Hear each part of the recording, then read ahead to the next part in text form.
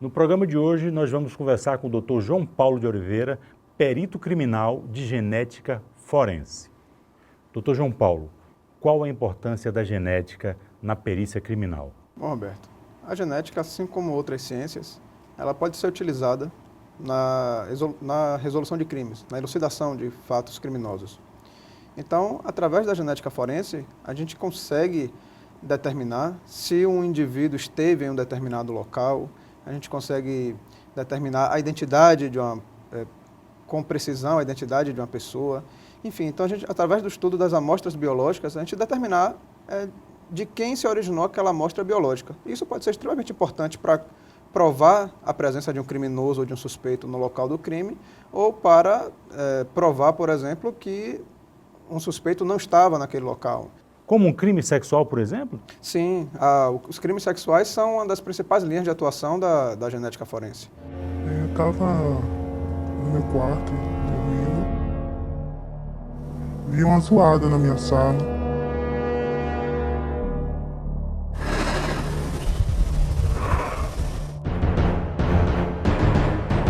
Eu tentei me defender e tudo, empurrei,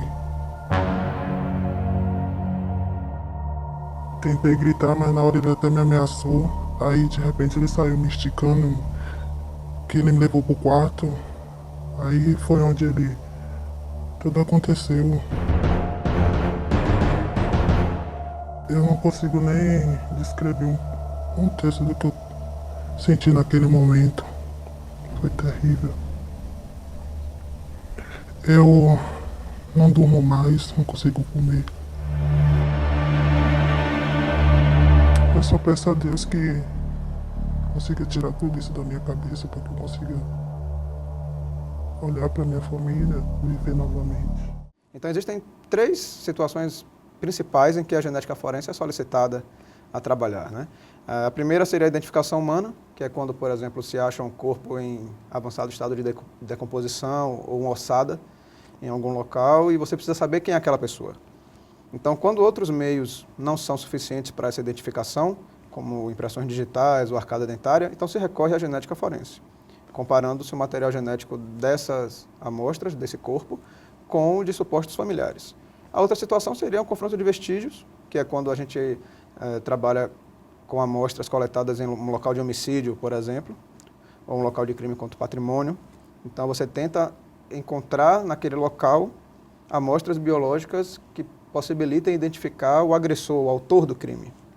E o crime sexual, da mesma maneira, a gente trabalha tentando encontrar na vítima ou em peças de roupa, ou enfim, em uma variedade de amostras, o DNA do agressor, podendo provar, sim, que ele foi o responsável por aquele crime ali. Então, a perícia de genética não é necessária em todos os crimes? Não seria, não em todos os crimes, né? Existem situações em que são necessárias que é necessário o trabalho da genética forense. Depende muito do que se quer saber, do que se precisa saber e do que se dispõe no momento. Vimos com a doutora Tânia Gesteira diversas amostras que são trabalhadas no laboratório de genética forense. Roda aí. Para cada tipo de perícia, seja um caso de crime sexual, seja um caso de homicídio, seja um caso de identificação, nós fazemos diferentes métodos de extração de DNA a depender do material com o qual nós vamos trabalhar.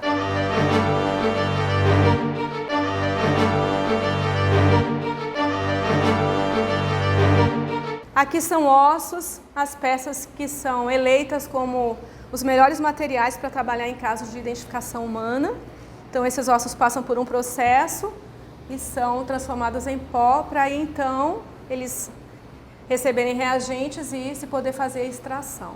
Uma faca que foi apreendida em poder de um suspeito com manchas sugestivas de sangue e onde nós vamos coletar o material para buscar o perfil genético e comparar com o perfil genético da vítima. Vocês puderam ver aí que nós trabalhamos com diversas amostras no laboratório de genética forense. Então, ossos, vestes, um capacete aparece ali, copos, diversos suportes. Então, assim, é realmente uma lista imprevisível de qual amostra nós receberemos para trabalhar. E essas amostras possuem diferentes complexidades, né? Então, algumas amostras a gente consegue resultado mais rápido, outras amostras a gente consegue um resultado precisa de mais tempo para obter esse resultado.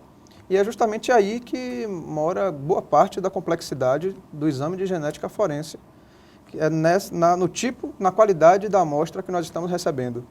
Né? Porque são amostras que não são amostras de local de crime, são amostras que, no caso de ossos, por exemplo, podem ter permanecido enterradas durante anos, então sem nenhum tipo de acondicionamento ou conservação.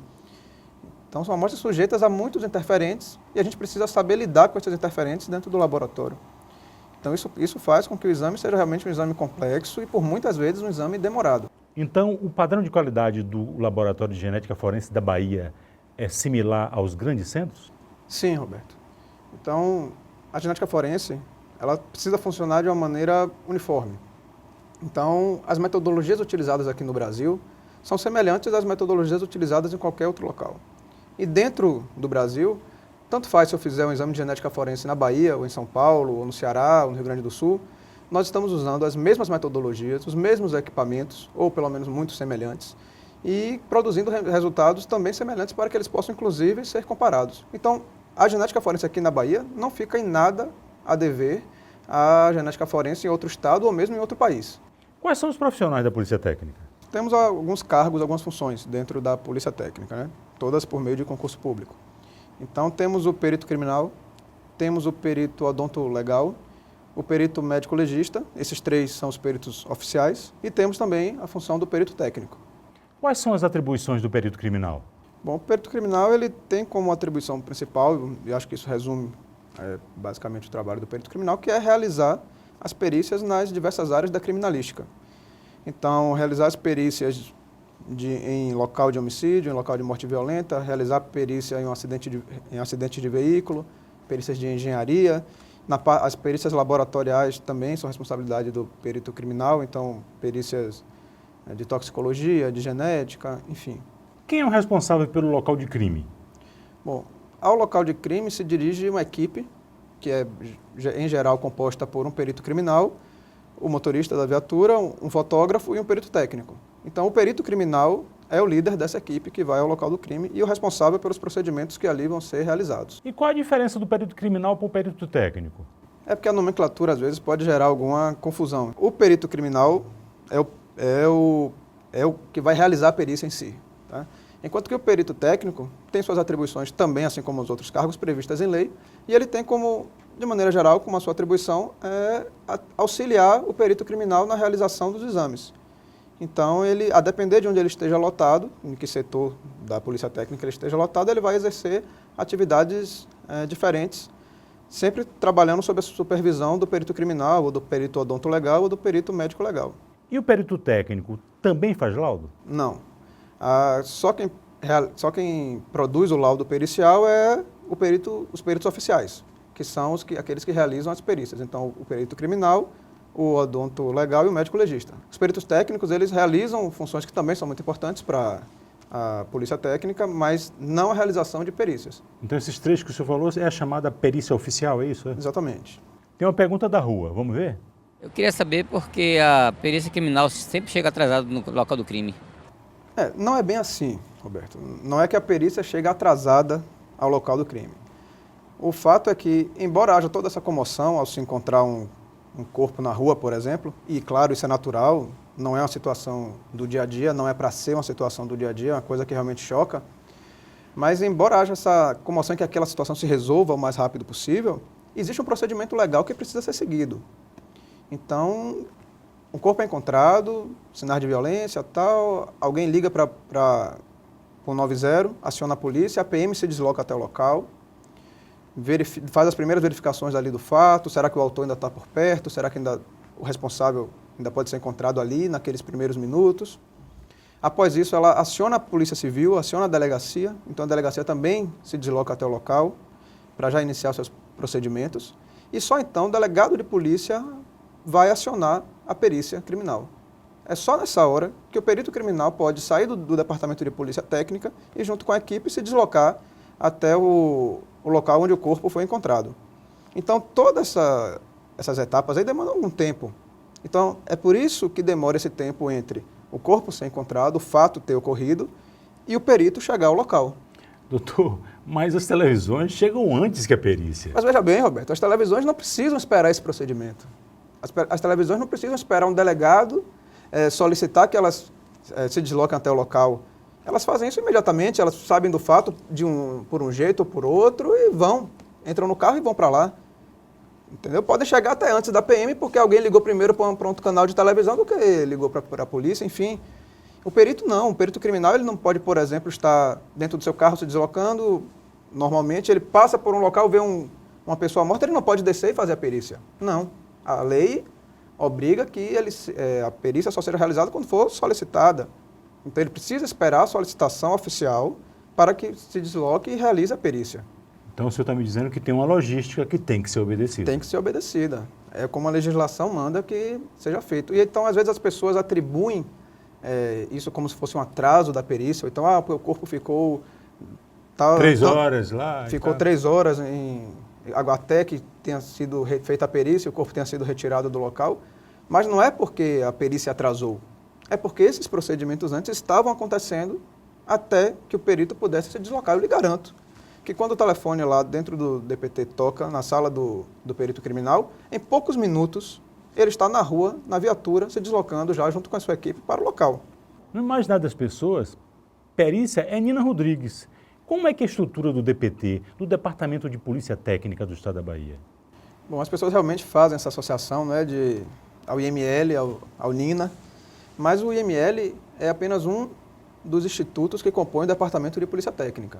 Então nós temos o IML, Nina Rodrigues, onde são realizados os exames de competência dos médicos legistas e odontolegais.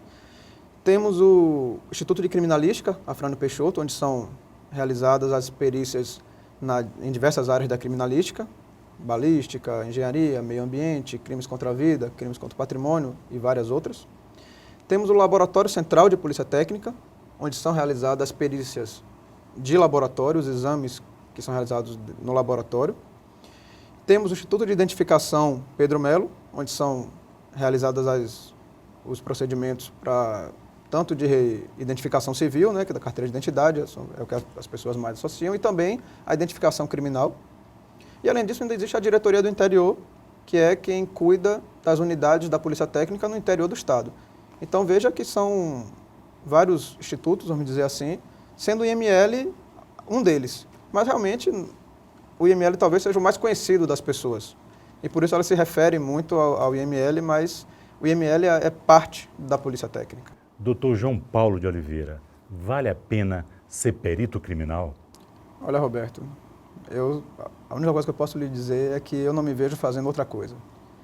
Então, no meu caso especificamente, que sempre me interessei por essa área policial e sempre também gostei muito da área de biologia, da genética, foi a maneira que eu encontrei de fazer as duas coisas. Foi como eu consegui unir as duas coisas e fiquei muito feliz ao descobrir, na época de estudante ainda, que existia essa possibilidade. Então, desde lá, o meu foco já foi mais ou menos isso, me tornar perito criminal. E é muito gratificante você saber que você está fazendo parte de uma equipe que ajuda a esclarecer a verdade. Tá? Seja ela para provar a culpa de um criminoso, ou seja ela para provar a inocência de um suspeito. E muitas vezes também, no caso de algumas perícias, a gente saber que o resultado do nosso trabalho está aliviando a dor de algumas pessoas. Então, pessoas que já passaram, vamos imaginar, por exemplo, um acidente de um avião, um acidente em massa. A família já passou pela dor de perder um ente querido. Agora ela tem a dor de poder receber os restos mortais de seu parente e fazer os rituais que lhe forem adequados. Então, você saber que você ajuda a aliviar essa dor, você saber que você ajuda aquela família a poder prosseguir sua vida e seguir adiante. Então, todo o conjunto da perícia criminal, tudo que o perito criminal faz para a sociedade é uma coisa que me orgulha muito. E, portanto, minha resposta é sim, vale muito a pena ser perito criminal. Fique atento, sem perícia não há justiça.